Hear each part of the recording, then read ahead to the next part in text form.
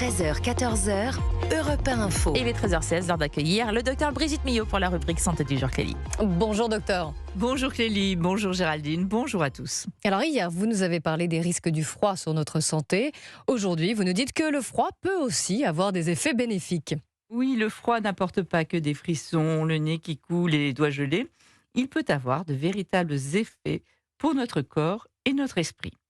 Je ne parle pas bien sûr d'un froid extrême ou d'une personne fragile. Mais lorsque nous sommes exposés à des températures fraîches, notre organisme active le système nerveux sympathique. Et certaines études montrent que des expositions régulières au froid peuvent augmenter la production de globules blancs, donc nos défenses immunitaires. Le froid a aussi des effets sur notre cerveau.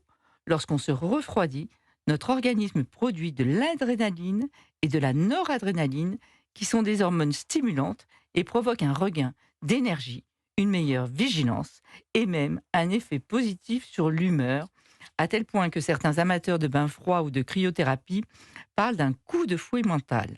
Pour les sportifs, le froid est un allié précieux. Il aide à réduire l'inflammation, les douleurs et les courbatures musculaires et accélère la récupération. Mais ce n'est pas tout. Le froid agit aussi sur notre métabolisme de base, car quand il fait froid, le corps doit produire plus de chaleur, ce qui signifie qu'on brûle un peu plus de calories, même au repos. Et à l'effort aussi. Marcher 30 minutes dehors par temps froid brûle un peu plus de calories que la même marche à température douce. Et ce n'est toujours pas tout. Le corps humain contient deux types de graisse, celle que tout le monde connaît, notre réserve énergétique, et la graisse brune, moins connue. Cette graisse brune s'active au froid et brûle des calories pour produire de la chaleur afin de maintenir notre température corporelle à 37.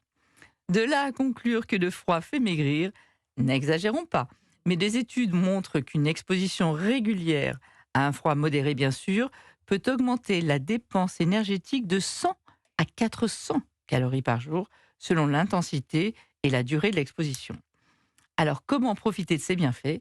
Inutile de se jeter dans un lac gelé tous les matins, mais marcher bien habillé dans le froid peut être revigorant, stimulant et bon pour la santé. Merci Brigitte. Bon, Géraldine, vous venez marcher avec moi après l'émission. On y va, Dans une le petite froid. balade sous la neige.